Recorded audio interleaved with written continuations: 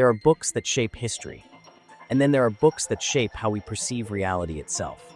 The Kybalion is one of them, a mysterious text written by the three initiates, claiming to unveil the Seven Hermetic Principles, the very laws that govern existence.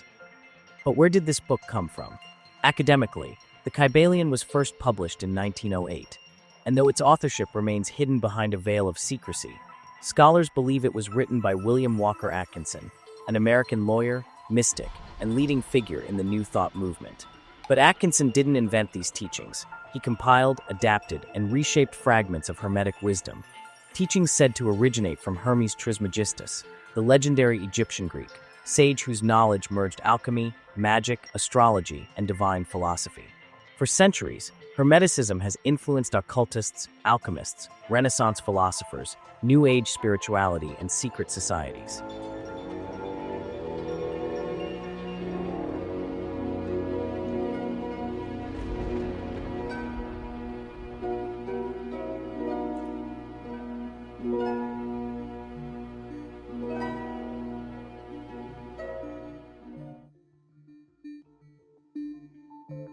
It is the foundation upon which Western religion and esotericism was built.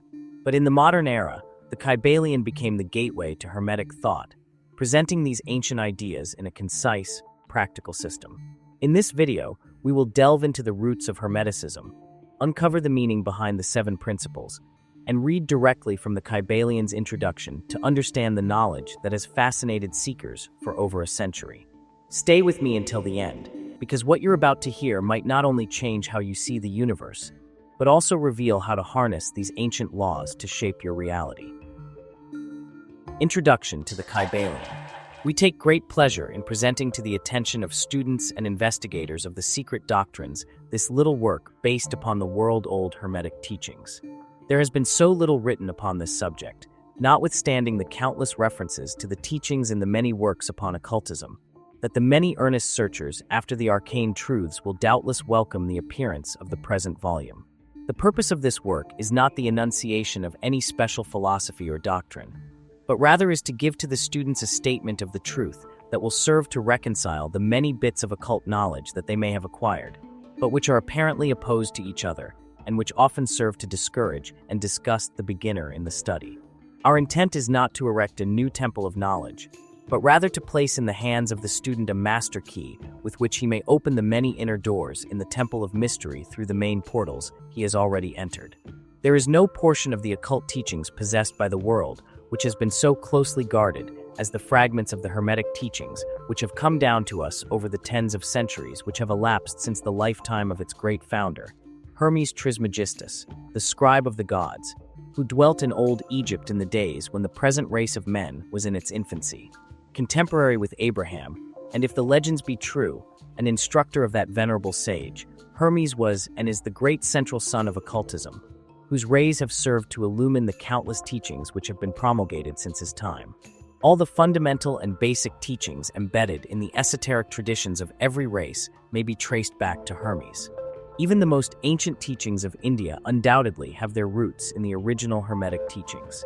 From the land of the Ganges, many advanced occultists wandered to the land of Egypt and sat at the feet of the master. From him, they obtained the master key which explained and reconciled their divergent views, and thus the secret doctrine was firmly established. There is always a certain correspondence in spite of the contradictory features, and the Hermetic teachings act as the great reconciler. The life work of Hermes seems to have been in the direction of planting the great seed truth, which has grown and blossomed in so many strange forms, rather than to establish a school of philosophy which would dominate the world's thought. Nevertheless, the original truths taught by him have been kept intact in their original purity by a few men in each age, who, refusing great numbers of half-developed students and followers, followed the Hermetic custom and reserved their truth for the few who were ready to comprehend and master it. From lip to ear, the truth has been handed down among the few. There have always been a few initiates in each generation, in the various lands of the earth, who kept alive the sacred flame of the Hermetic teachings, and such have always been willing to use their lamps to relight the lesser lamps of the outside world, when the light of truth grew dim, clouded by reason of neglect, and when the wicks became clogged with foreign matter. There were always a few to tend faithfully the altar of the truth, upon which was kept alight the perpetual lamp of wisdom. These men devoted their lives to the labor of love, which the poet has so well stated in his lines. Oh, let not the flame die out. Cherished age after age in its dark cavern, in its holy temples cherished. Fed by pure ministers of love, let not the flame die out. These men have never sought popular approval, nor numbers of followers.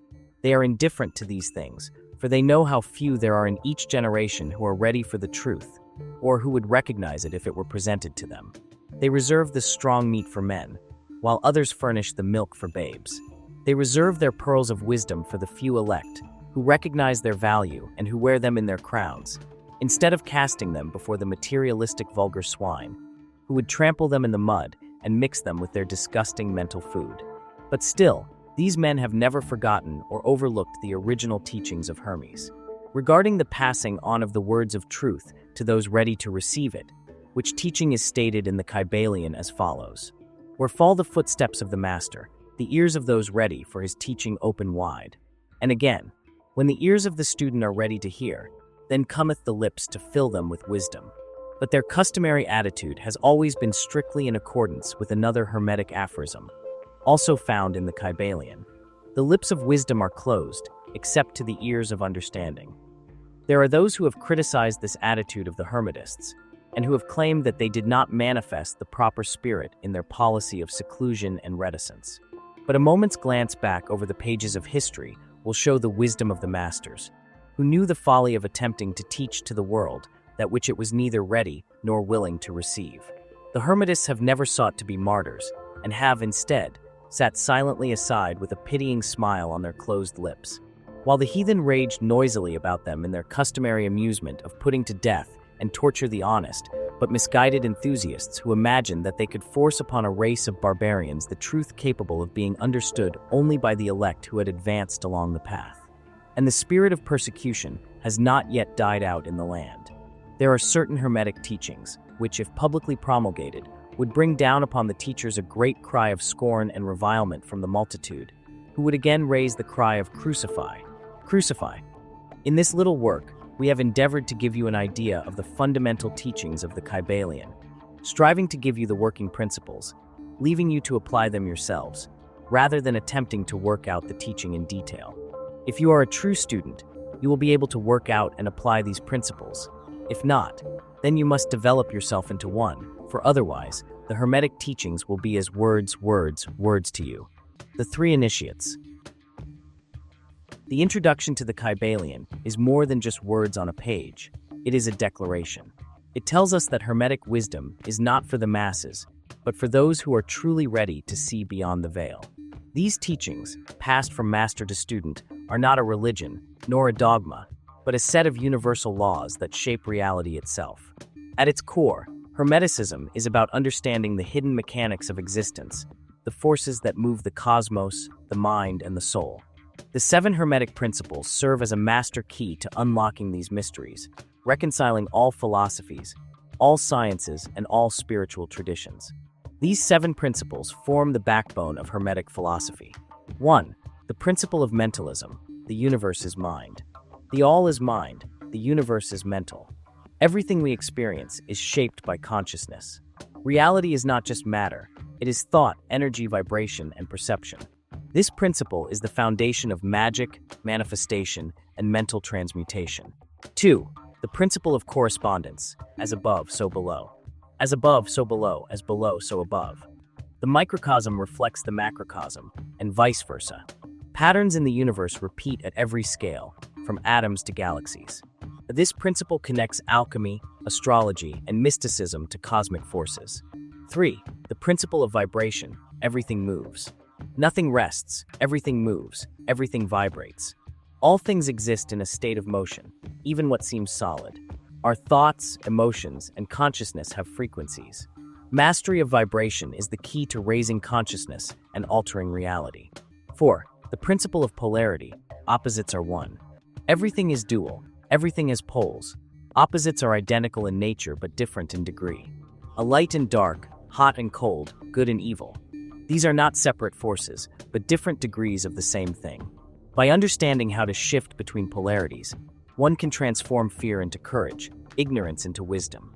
5. The principle of rhythm, the flow of energy. Everything flows out and in, all things rise and fall.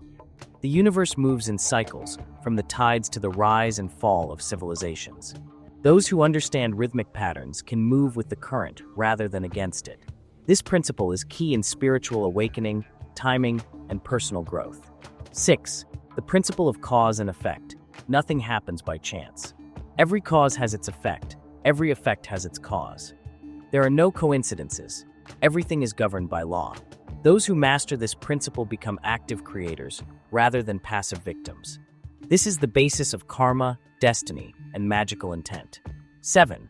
The principle of gender, the balance of forces. Gender is in everything. Everything has its masculine and feminine principles.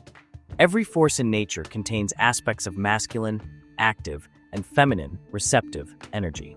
This principle governs creation, polarity, and the fusion of opposites. True mastery comes from understanding and balancing both aspects within oneself. These 7 principles must be learned by heart if you must be a student of Hermetic philosophy. But knowledge alone is not enough. The true student must learn how to apply them. And that is where the Hermetic Axioms come in.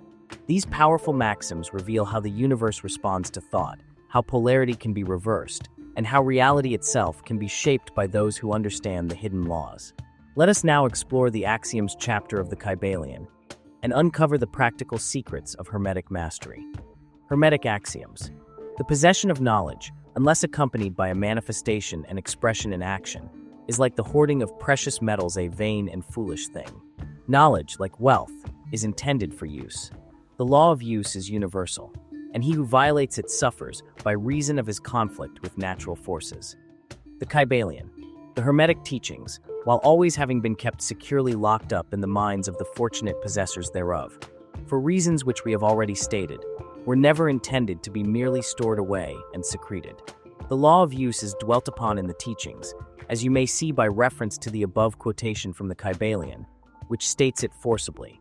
Knowledge without use and expression is a vain thing, bringing no good to its possessor or to the race. Beware of mental miserliness, and express into action that which you have learned. Study the axioms and aphorisms, but practice them also. We give below some of the more important Hermetic axioms from the Kybalion, with a few comments added to each. Make these your own, and practice and use them, for they are not really your own until you have used them. To change your mood or mental state, change your vibration. The Kybalion. One may change his mental vibrations by an effort of will, in the direction of deliberately fixing the attention upon a more desirable state. Will directs the attention, and attention changes the vibration. Cultivate the art of attention by means of the will, and you have solved the secret of the mastery of moods and mental states. To destroy an undesirable rate of mental vibration, put into operation the principle of polarity and concentrate upon the opposite pole to that which you desire to suppress. Kill out the undesirable by changing its polarity. The Kybalion. This is one of the most important of the Hermetic formulas. It is based upon true scientific principles. We have shown you that a mental state and its opposite were merely the 2 poles of one thing, and that by mental transmutation the polarity might be reversed. This principle is known to modern psychologists, who apply it to the breaking up of undesirable habits by bidding their students concentrate upon the opposite quality. If you are possessed of fear, do not waste time trying to kill out fear, but instead cultivate the quality of courage, and the fear will disappear. Some writers have expressed this idea most forcibly by using the illustration of the dark room. You do not have to shovel out or sweep out the darkness, but by merely opening the shutters and letting in the light, the darkness has disappeared. To kill out a negative quality, concentrate upon the positive pole of that same quality, and the vibrations will gradually change from negative to positive, until finally you will become polarized on the positive pole instead of the negative. The reverse is also true, as many have found out to their sorrow when they have allowed themselves to vibrate too constantly on the negative pole of things.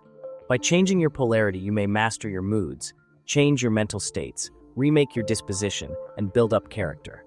Much of the mental mastery of the advanced Hermetics is due to this application of polarity, which is one of the important aspects of mental transmutation.